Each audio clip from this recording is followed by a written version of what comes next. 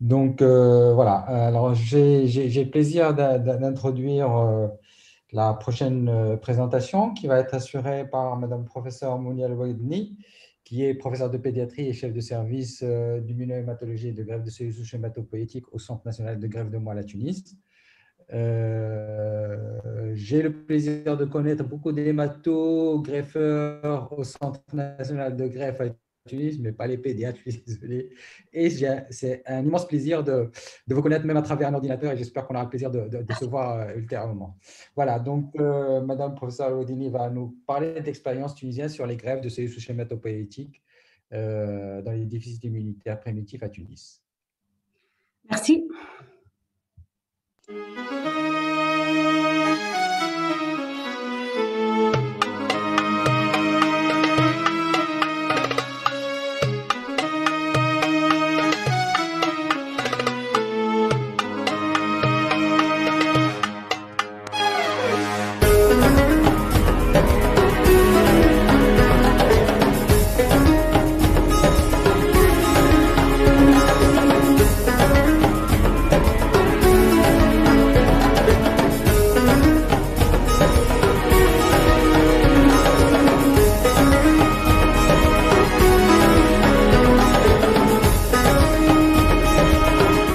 Ok, merci beaucoup. Rebonjour tout le monde de nouveau. Donc, je vous remercie tout d'abord de m'avoir invité à ce webinaire et je vais vous parler de l'expérience de la Tunisie dans la greffe des cellules souches hématopoïétiques.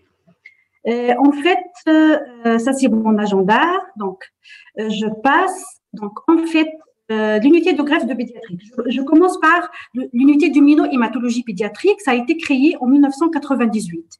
Et ce n'est qu'en 2007 qu'on a créé l'unité de greffe pédiatrique et qu'on a commencé à faire de la greffe chez l'enfant. C'est entre janvier 2007 et décembre 2007, on a 2 lits de greffe plus 4 lits de soins intensifs. Et c'est 10 ans après, à partir de décembre 2017, qu'on a eu 5 lits de greffe avec l'extension du nouveau service, donc 5 lits de greffe avec 5 lits de soins intensifs. Donc, vous imaginez, on a pu réaliser en tout 182 greffes et entre janvier 2007 et décembre 2017, 111 greffes. À partir de janvier 2018, ces 71 greffes ont été réalisées. Et en fait, l'activité de greffe, elle est en croissance. Actuellement, on a commencé en 2007, donc jusqu'à 2014, on faisait à peu près 8 à 10 greffes par an. Et maintenant, on arrive à faire 30 greffes par an à partir de 2019. Et surtout, c'est surtout des greffes géno-identiques. Et c'est à partir de 2015 qu'on a commencé à faire de l'allogreffe haplo-identique, qui est en croissance aussi. Et à partir de 2018, on a introduit l'activité d'autogreffe pour neuroblastomes chez l'enfant à partir de 2018. Et en fait, on reçoit des enfants de la Tunisie, mais aussi de la Libye, Mauritanie, Algérie, Niger, donc d'autres pays. Et en fait, l'unité de greffe, c'est une unité polyvalente. On fait les déficits immunitaires principalement, donc 37% des allogreffés sont des déficits immunitaires primitifs. Mais on greffe aussi des enfants pour des hémopathies malignes, pour des aplasies médulaires et pour des hémoglobinopathies et quelques cas de maladies métaboliques en plus. Là, juste, c'est l'organisation de l'allogreffe. Peut-être je vais passer rapidement. Là, c'est en fait, ça commence par la décision de greffer. C'est l'équipe de pédiatrie en discussion au staff, on discute l'urgence, le bénéfice, le risque de la greffe. On demande un typage HLA qui est fait au laboratoire d'immunohématologie au CNTS par biologie moléculaire. Et on procède après au choix du donneur, c'est au staff pédiatrique sur des critères. En premier lieu, le HLA, mais aussi groupe sanguin, l'âge, le sexe et la pathologie sous-jacente. On prend les consentements des parents et après un entretien, et c'est toujours validé par le Centre national de promotion de transplantation d'organes. Et on demande une prise en charge qui est la greffe, elle est prise en charge par la Caisse nationale d'assurance maladie. Sinon, pour les patients indigents, c'est le ministère qui paye. On fait le bilan donneur-receveur et surtout, on procède à une cartographie infectieuse large et on essaye de traiter tout foyer infectieux avant de greffer. Dans certains cas, on est obligé de greffer quand même, malgré une infection évolutive, si la greffe est vraiment urgente. Et dans ce cas, on est obligé de réduire le conditionnement. Après, donc, bien sûr, on va mettre en place un cathéter central et surtout, on va procéder à une prise en charge nutritionnelle, surtout les petits nourrissons, des nutri hypotrophes qui ont une diarrhée chronique. On essaie de les préparer sur le plan nutritionnel avant de greffer. Et ce sont des parenthérales faites à la carte, donc au niveau local, à la pharmacie du Centre national de greffe de moelle osseuse.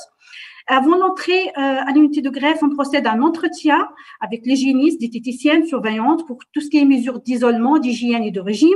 Et le protocole de conditionnement, il est établi et validé par l'équipe de pédiatrie. La chimio, elle est préparée à la pharmacie du Centre national de greffe de moelle osseuse et administrée, bien sûr, à l'unité de greffe par les infirmiers qualifiés.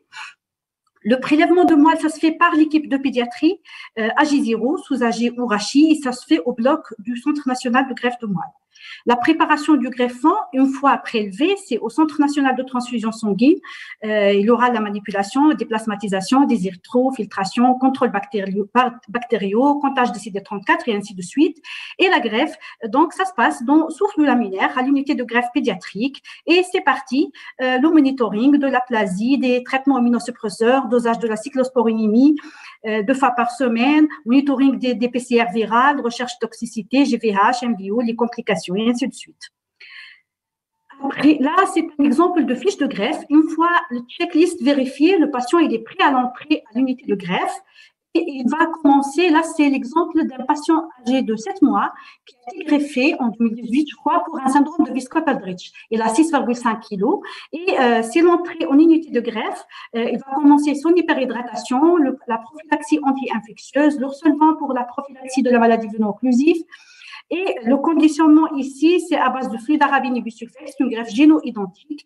Systématiquement, on commence une nutrition parentérale à J-1 de la greffe pour prévenir la dénutrition au cours de l'aplasie, cyclosporine et méthotrexate pour la prophylaxie de la GVH.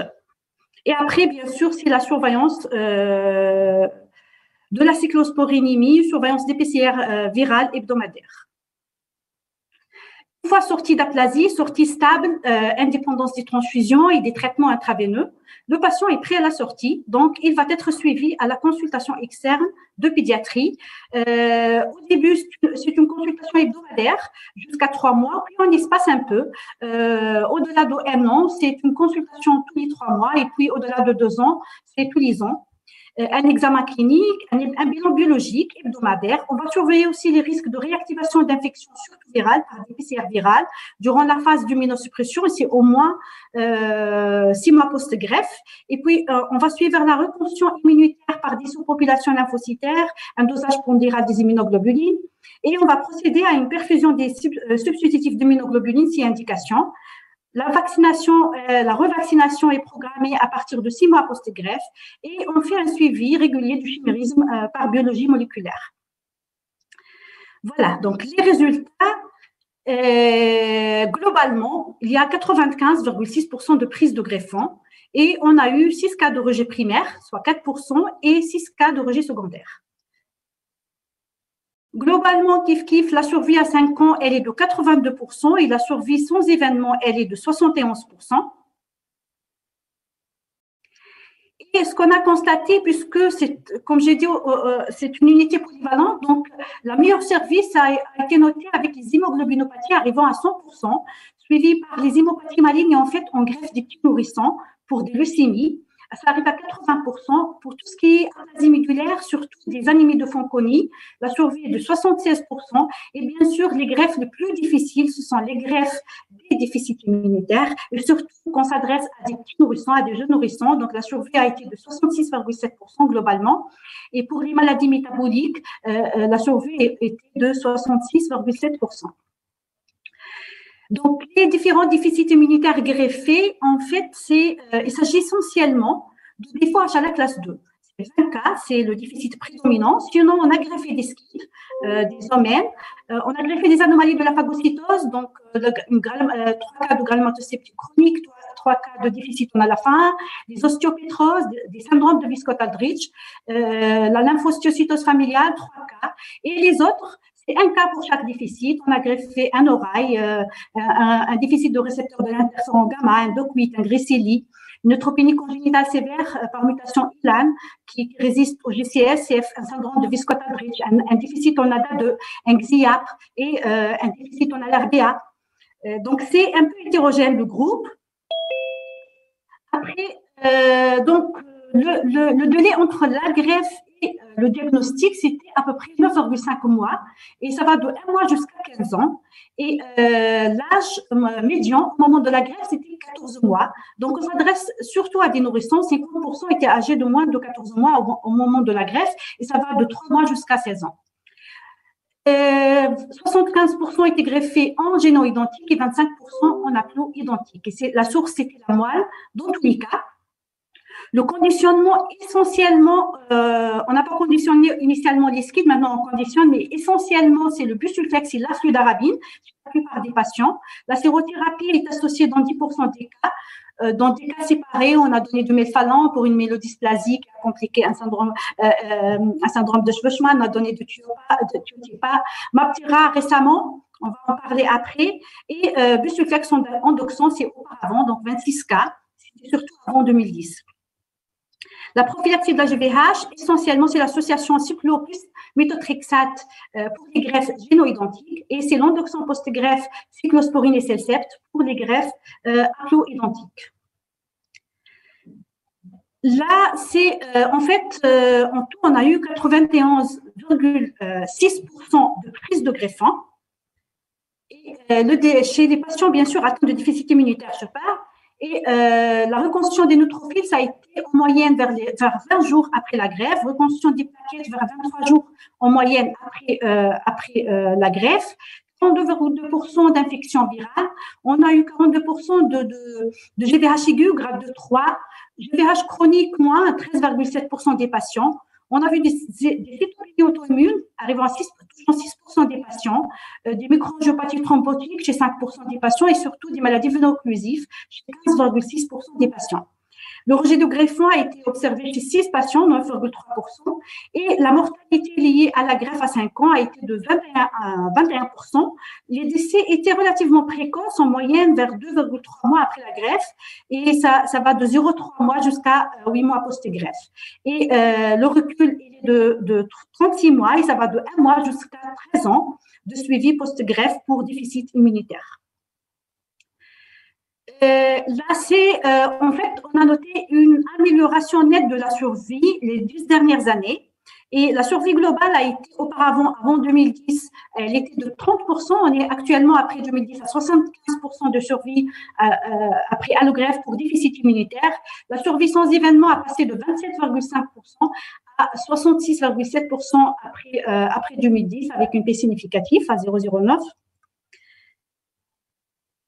L'infection ACMV, donc l'incidence cumulée a été de 36% de réactivation ACMV. Par contre, on n'a pas eu beaucoup de maladies sévères ACMV. On a eu 9,7% des patients ont eu une maladie sévère ACMV. C'est en fait grâce probablement au traitement préemptif, puisqu'on fait une surveillance régulière hebdomadaire PCR-CMV. On traite des positivations de la charge virale afin de prévenir effectivement l'évolution vers une maladie ACMV. Ce qu'on a noté, c'est que la sérothérapie est associée à une incidence plus élevée. Donc, si on utilise la SAEL pendant le conditionnement, on a 42% d'incidence cumulée de CMV, et c'est significatif. Et aussi, l'incidence de CMV augmente lorsqu'on a une GVH aiguë, grade 2 ou 4. Et ça s'explique bien sûr par les lésions dues à la GVH et par la corticothérapie et la forte immunosuppression utilisée lors de la GVH. Bien sûr, le statut receveur positif, donneur négatif reste le premier facteur avec un odds ratio qui arrive à 21. La GVH aiguë a été fréquente, oui, elle arrive à 57,8%. Et comme on a dit, c'est 42% des cas en GVH aiguë grade 2 ou 3. Et surtout, ça affecte la survie. Si on a un GVH grade 2 ou 4, la survie baisse à 62% et elle est de 90% si on n'a pas de GVH ou on a un GVH grade 1. La GVH chronique, on a eu donc l'incidence cumulée était de 13,7%. et ça affecte la survie globale. Donc, on est à 84% sans GVH chronique. On n'a pas eu sincèrement beaucoup de GVH extensifs comme chez l'adulte.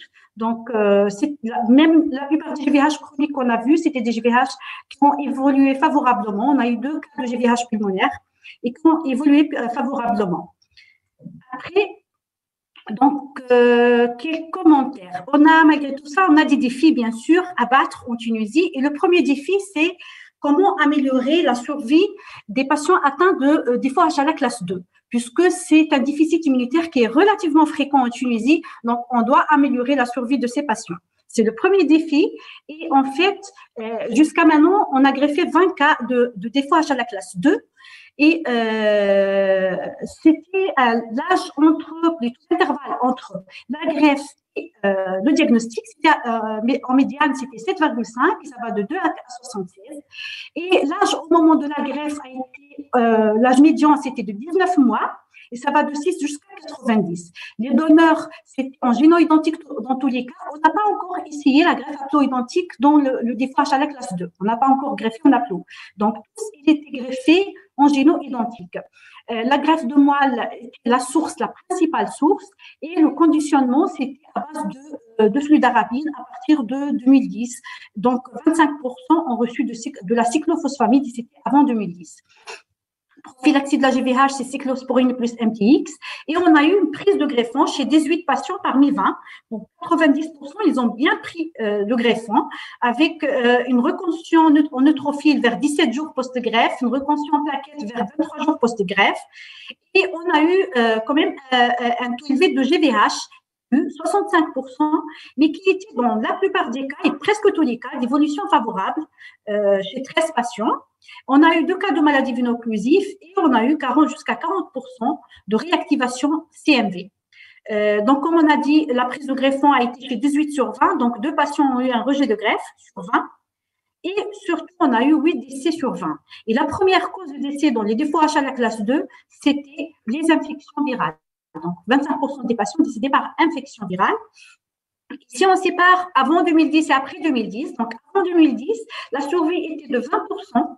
Et on a pu remonter la survie jusqu'à 70% après 2010, donc une nette amélioration les 10 dernières années. C'est en fait, mais ça reste quand même lié à l'âge au moment de la greffe. Dans notre série, on a trouvé que greffer au-delà de 2 ans, ça augmente le risque de décès de 7 fois, avec un odds ratio à 7 et une P significative à 0,04. Donc, c'est vrai qu'on a, avec la fludarabine, on a beaucoup gagné en termes de survie, mais il reste en fait à améliorer l'âge au moment de la greffe. Donc, il faut greffer encore plus tôt pour remonter le taux de survie. Là, c'est un article très intéressant publié dans Blad en 2020 qui rapporte 25 cas de greffe dans le DFOH à la classe 2 et il a montré l'amélioration de la survie, donc qui était de 33%. Donc, avant 2007 ou avant 2009, c'était à 33% et il a montré l'amélioration de la survie arrivant à 94% à partir de 2009 jusqu'à 2018. Deuxième défi, en fait, que faire pour les enfants qui n'ont pas de donneur géno-identique. Et de plus en plus, on trouve plus de donneurs géno-identiques. C'est en fait, classiquement, le choix, ça passe par un donneur géno-identique. Sinon, on passe à un donneur phino-identique à partir de fichiers. En troisième lieu, un donneur du fichier ou du cordon avec un mismatch. Et en dernier lieu, c'est la greffe haplo-identique. Mais maintenant, le sang du cordon, il est de plus en plus délaissé dans le monde. Il y a eu une étude en Tunisie, l'étude a montré que c'est faisable, mais logistiquement, c'est compliqué et pour des résultats qui ne sont pas satisfaisants. Après, le donneur non apparenté phino-identique, on n'a pas accès au registre international en Tunisie. Et malgré ce réseau de registre mondial avec des donneurs potentiels arrivant à 24 millions, les ethnies, les minorités, ils n'ont accès ils ont une chance de 10 sur 100 de trouver un donneur, et même moins. Et surtout, l'inconvénient, c'est le temps d'attente requis pour identifier un donneur qui arrive jusqu'à 6 mois et plus. La greffe haplo-identique, l'avantage, c'est la disponibilité immédiate de donneurs. On a immédiatement un donneur. Non seulement ça, mais en cas de besoin, on peut reprendre la greffe à tout moment et on peut donner des infusions des DLI, donc des lymphocytes, des injections de lymphocytes pour renforcer la prise de greffon. On peut choisir le greffon, le donneur selon le statut clinique, la réactivité, mais ça nécessite une tédéplétion. Et le problème, c'est en cette déplétion. Donc, la tédéplétion, elle est associée à un meilleur contrôle de la GVH, certes, mais il y a un taux élevé de rejet. Il y a un quotient cellulaire T qui est retardé avec des infections virales surtout. Il y a des syndromes lymphoprolifératifs ont été décrits avec l'haploïdentique classique et surtout une autre technologie, et surtout un surcoût impliqué dans la manipulation de greffons. Et avec des résultats médiocres, c'est pour cela que c'est le dernier choix. Classiquement, c'est le dernier choix dans le type choix de donneur, avec une TRN qui est élevée. Donc, besoin d'autres moyens de déplétion lymphocytaire T. Et là, c'est un article publié en 2020, Frontiers in Immunology, et ça compare les 3 majeures plateformes de greffe haploïdentique. Donc, figure A, on a surtout, en fait, c'est une déplétion, c'est une manipulation du greffon après aphérèse. Donc, soit une déplétion, classiquement déplétion CD34, et ça donne une mauvaise reconstitution immunitaire puisqu'il ne laisse que les CD34.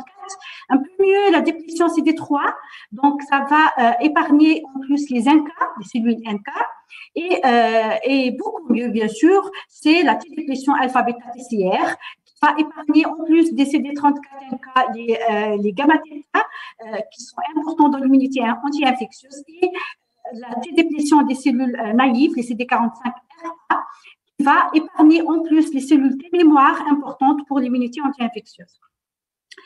Dans la figure B, c'est une sérothérapie qui va s'attaquer à la fois au greffon et au receveur pour éviter le rejet GVH. Et en troisième, ce qui nous intéresse, c'est troisième procédure. Là, il n'y a pas de manipulation de greffon, donc c'est facile techniquement pour nous. En Tunisie, c'est beaucoup plus facile. Il n'y a pas de manipulation de greffon. On conditionne, on greffe, et c'est à J+3 à J+4, on va donner de l'endoxan. C'est très intéressant parce que l'endoxan, il va sélectivement attaquer les lymphocytes non réactifs.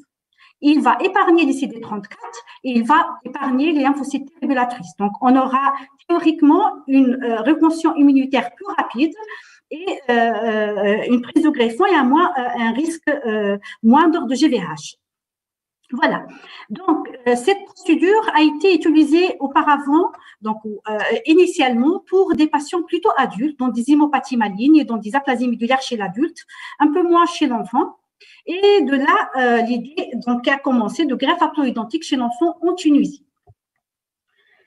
Le contexte, bien sûr, c'est clair le besoin. La greffe, elle est le seul traitement curatif de plusieurs maladies graves dans les déficits immunitaires primitifs. Et les enfants ne disposant pas de donneurs identiques auparavant ne pouvaient pas bénéficier de traitements curatifs en Tunisie. Les autres alternatives telles que greffe phéno à partir d'un donneur du fichier ou un donneur haplo avec T-déplétion ex vivo sont excessivement chers et non disponibles en Tunisie. D'ailleurs, on est désolé, mais vous devez conclure parce qu'on est dans la… Enfin, on dépasse le temps. Ah, je suis désolée. Donc, je passe le contexte. Je vais passer le besoin et je passe au résultat. Ça, Etienne a déjà parlé de premier cas de greffe haploïdentique en 2015 en Tunisie, qui évolue bien et qui va très, très bien, la fille. Donc, elle est âgée actuellement de 6 ans. Et depuis 2015, depuis ce premier cas, donc, la greffe haploïdentique est devenue une routine et on est passé d'une greffe haplo en 2015, actuellement, on est à 15 greffes en 2019 et en 2020. Ça s'adresse à des déficits immunitaires essentiellement, mais aussi des hémopathies et des aplasies médulaires. La moitié des patients ont été âgés de moins de 11 mois au moment de la greffe, donc c'est surtout des nourrissons. Et puis, je passe le conditionnement et GVH, c'est pas très important, les résultats. Voilà, donc la survie globale a été, après greffe haploïdentique, a été de 70%, survie sans événement à 65%. On n'a pas eu beaucoup de GVH, c'était 30% de GVH, et beaucoup moins de GVH chronique, c'est 8%, et qui était favorable dans la plupart des cas. Et là, le résultat le plus important, c'est que le résultat de greffe haploïdentique a été beaucoup plus intéressant dans les déficits immunitaires que les autres pathologies, avec une survie qui arrive à 73%, et une survie sans et surtout dans les déficits immunitaires combinés sévères, on a eu une survie globale à 87,5%. Par rapport au non-SCID, la survie a été de 60%. Voilà, là, 16 cas de SCID 16 cas de déficit immunitaire ont été greffés en haploïdentique. On a eu 4 décès sur 16. C'était essentiellement des SCID, donc 9 cas de SCID qui ont bien évolué. Un seul cas de décès de SCID, il avait une BCGite disséminée avant la greffe. On l'a greffé quand même et il est décédé à J23 par une BCGite sévère. Sinon, les autres, c'est varié. Il y a un syndrome de Wiskott-Aldrich, ostéopétrose, donc neutropénie congénitale sévère par ELAN. Il y avait aussi 2 cas de lymphohistiocytose familiale. Après. Donc, grosso modo, on est à 20 mois post-greffe haploïdentique, 1 mois à 66 mois. 75% des patients sont en vie et 11 sur 16 sont guéris de leur maladie. On a eu donc beaucoup de maladies veno-occlusives et dans 2 cas, c'était une maladie veno-occlusive fatale. Juste pour rappeler, on n'a pas le défibrotide en Tunisie pour prévenir la maladie veno-occlusive. Mais ce qui est surprenant, les résultats dans la greffe haploïdentique ont été supérieurs à la greffe géno-identique dans les déficits immunitaires avec une survie supérieure à 73,3%. J'ai presque fini. Donc, pour finir, il faut que je mentionne cet article très intéressant publié. C'est la série la plus importante de greffe haploïdentique avec de l'endoxon post-greffe, publiée par nos amis Anne Ecker, par Bénédicte Neven en 2019, et qui a montré une survie importante qui arrive à 77% avec une prise de greffon de 88%. Et beaucoup de complications auto-immunes ont été rapportées dans cet article. Sinon, nos défis, nos espoirs, c'est le projet d'extension de l'unité de greffe pédiatrique, puisqu'on a un besoin très important. Donc, ça va augmenter la capacité de greffe et ça va réduire l'intervalle diagnostic et greffe. 2, on va étendre, si on a cette extension, on va étendre les indications de la greffe haplo vers les hémoglobinopathies, les maladies de Fanconi. On espère aussi implanter d'autres unités de greffe hors capitale et surtout, on espère donc introduire la thérapie génique pour les déficits immunitaires dans le service de pédiatrie du Centre national de greffe de moelle osseuse. Finir, donc je remercie bien sûr professeur Mohamed Bjaoui, c'est le fondateur de la greffe de moelle osseuse pédiatrique en Tunisie, toute l'équipe de pédiatrie et médicale et paramédicale, l'équipe de pharmacie de laboratoire et surtout le Centre national de transfusion sanguine avec tous ces laboratoires. Et d'autres collaborateurs. Bien sûr, on n'hésite pas toujours de prendre l'avis de nos amis Anne Ecker, Bénédicte surtout, si on a un problème. Et laboratoire d'immunologie à l'Institut Pasteur pour l'apport diagnostique, les services de pédiatrie, de chirurgie pédiatrique. Merci pour votre attention. Donc, j'ai fini. Merci. C'est un peu rapide, mais merci. Merci, professeur Rodemé. Ouais. C'est pour cette excellente présentation, très riche. On sait très bien que vous faisiez très bon travail avec Seb Bjaoui. On connaît très bien son travail à Tunis et même sa collaboration ici au Maroc et qu'on l'apprécie beaucoup.